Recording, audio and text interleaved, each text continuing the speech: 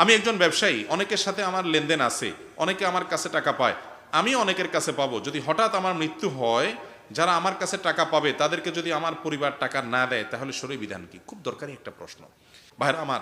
এখন কথা হলো, আপনি ব্যবসা করতে গিয়ে দেনা করেছেন, আপনার ঘোরানোর উদ্দেশ্য নাই, কিন্তু আপনি পারেন নাই দিতে, যে কোনোভাবে বিপদে পড়ে গেছেন। আপনার কর্তব্য হলো পরিবারকে ওসিয়ত করে যাওয়া, আমার স্থাবর অস্থাবর সম্পত্তি যেগুলো আছে, আমি যদি জীবদ্দশায় দেনা পরিশোধ করতে না পারি, তাহলে এগুলো বিক্রি করার পর আমার সম্পদ থেকে যেন দেনা পরিশোধ করা হয়। এমনকি আপনি ওসিয়ত না করলেও ওয়ারিসদের উপরে ফরজ কর্তব্য হলো তার বাপ, তার ভাই, তার মা, তার বড় ভাই বা তার যে কোনো নিকটাত্মীয় মারা গেছে, তার মৃত্যুর পর যদি পাওনাদার থাকে, 1 নম্বরের কাজ হলো তার সম্পদগুলো সবগুলোর মূল্য বের করে বিক্রি করে সেগুলো থেকে আগে পাওনাদারকে বিদায় করতে হবে। পাওনাদারকে বিদায় করার পরে যদি কিছু থাকে, তাহলে ওয়ারিসরা ভাগযোগ করে নিবে, আর না থাকলে নাই। কথা কি বুঝতে পারছি? কিন্তু সেটা আমরা করি না। এই জন্য যিনি দেনাদার, তার কর্তব্য ভালো করে ওসিয়ত করে যাওয়া, টাইট করে যাওয়া, এবং আশঙ্কা থাকলে নিজে থাকতেই যত সম্ভব দেনা পরিশোধ করে যাওয়া।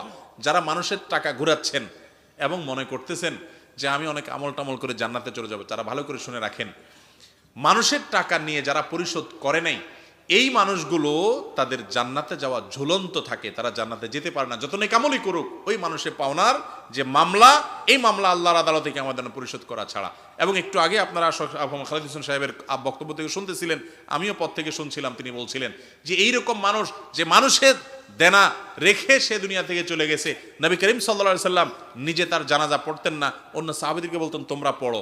সে মুসলমান, ঠিক আছে, জানাজা পড়া হবে, ঠিক আছে, কিন্তু নবীজি পড়তেন না, সমাজের গণ্যমান্যরা পড়বে না, ইমাম সাহেব পড়বে না, মুয়াজ্জিন সাহেব পড়াই দিবে তার জানাজা, যাতে করে মানুষের টাকা নিয়ে টালবাহানা করতে মানুষ চিন্তা করে। এই জন্য যারা মানুষের কাছ থেকে হাওলাত নেন অথবা ধার দেনা করেন, বাকি নেন, তারা টাইম মতো পরিশোধ করবেন তো ইনশাআল্লাহ? যদি আপনার চেষ্টার পরে আপনি দিতে না পারেন, আপনার ইচ্ছার কোনো ত্রুটি নাই, বিপদে পড়ে গেছেন, নিরুপায় হয়ে গেছেন, আল্লাহর কাছে আশ্রয় প্রার্থনা করবেন।